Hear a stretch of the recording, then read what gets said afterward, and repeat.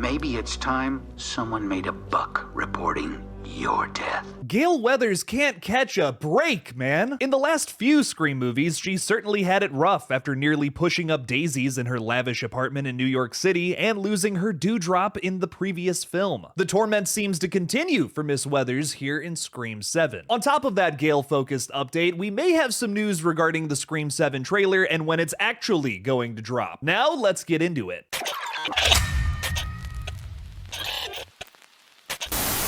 Hey everybody, I'm Killjoy Jake, and instead of having friends, I have horror movies. If you're excited for Scream 7 just like me, make sure to like this video and subscribe for more horror movie updates in the future. Also, the best way to support this page is by becoming a channel member, where you'll get an extra review video each week. Thank you all for your support. Now let's get into the update. Let's kick this off with a brief but pretty interesting tidbit regarding that Scream 7 trailer. There have been countless theories that have been proven to be false, and people literally just throwing out random dates saying, hey, it's gonna be this day. Unfortunately, not everybody is the Scream Nostradamus. Ghostradamus? One third-party source I do trust, however, Jude Jarjora, has said, I haven't seen a cut of the Scream 7 trailer yet. What I've been told is that a trailer should land around Halloween. I hate to sound like a broken record, but I definitely don't think we're going to see a Scream 7 trailer this month like many believe. Scream 7 will likely have a marketing campaign that's similar to the last two flicks, with approximately 3 months between the trailer and the actual release of the film. So basically, if the trailer releases anytime in November or the last day of October, that wouldn't be too far out of the realm of possibility. That's also right around when Paramount's The Running Man reboot releases in theaters, which is a highly anticipated reboot of the Stephen King story starring Glenn Powell, directed by Edgar Wright. Those are three very big names that will surely draw attention towards the end of the year. I definitely think that Paramount's next big horror project will be advertised during that flick. If it drops a little earlier than that on Halloween,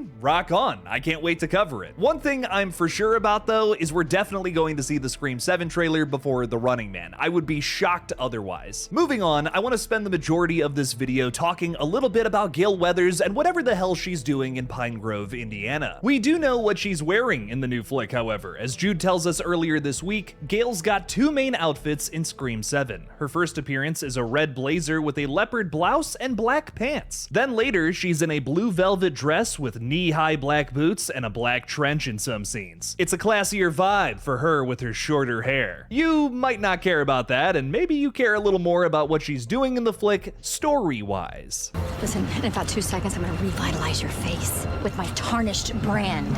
Jude has also talked a bit about this lately, saying Gale comes to town with one of her strongest entrances yet in Scream 7. Spiraling through career struggles and tasting her own medicine under cancel culture, she's on the hot seat like never before. She unmasks a key part of the chaos, and her arc is rich and full of substance. Breaking that down a bit, Jude says that her entrance in this new film is one of her best ever, and however you feel about Gale in Scream 6, I think you have to admit that first scene with her was pretty cool. Girl has been punched in the face so many times and never learns. Maybe she will here, however. Her career is struggling and she's facing backlash too, apparently. Could this be because she once again wrote a book about the killings in the previous film? Somebody was gonna write about it. It's what I do. Maybe she's finally being outed by the public this time, and not her real-life friends who are also involved in Ghostface murders for basically profiting off of them. Maybe she'll realize she's a controversial figure who is sort of perpetuating the image of Ghostface, leading others to want to do it themselves. That's a low blow. So was your book. Jude also says that she unmasks part of the chaos, and it's so hard for me to look at that and not think in a literal sense. Is she taking off one of those Ghostface masks early? I think it would be dope if one of the veterans from this franchise,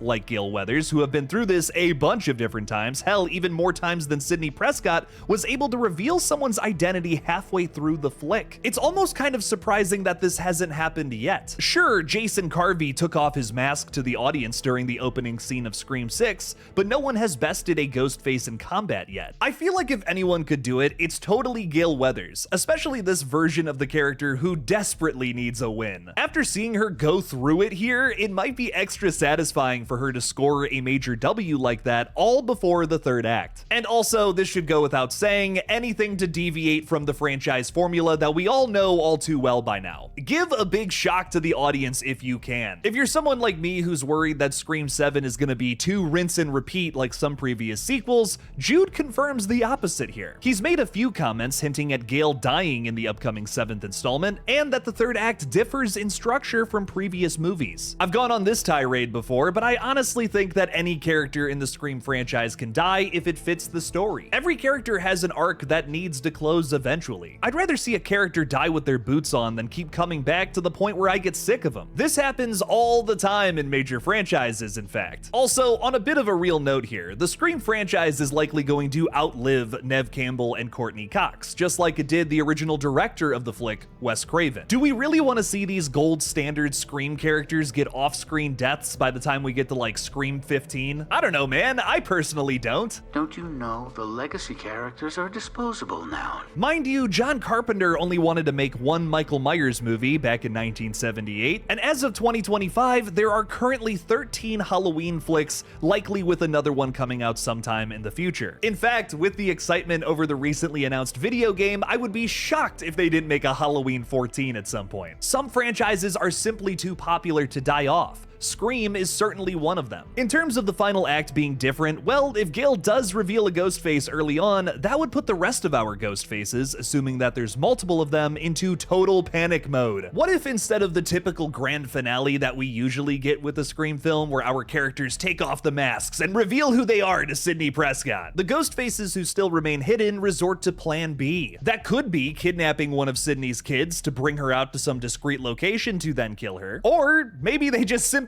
flee the scene. Get the heck out of Dodge. I honestly wouldn't mind a cowardice resolution like that. All of the ghost faces are a bunch of losers who would realistically react this way if they were thwarted so heavily. Let me guess, the movies made you doing? No, it was the message board. I was radicalized. Also, if this theory is true, the Scream 7 third act would have to be something different. If we revealed one of the killers, there's a likelihood that we could figure out who the other person is, or other people. What if the third act for Scream 7 is simply a manhunt? Everyone's hunting down the last ghost face trying to figure out where they're at. Now that's the mystery. Or it could make the twist even more shocking to see which two characters aligned themselves together to create an ultimate bloodbath murder spree. Either way, it would totally change up the third act with a little more space to do some crazy misdirection that we definitely did not see coming or weren't prepared for. I am very into that. But you can still make your own family, even if it's just with one person. What do you guys think about Scream 7 though? Will Gale Weathers survive? How many ghost faces are we going to have this time around? And when is that fucking trailer going to drop? Let me know down in the comments below.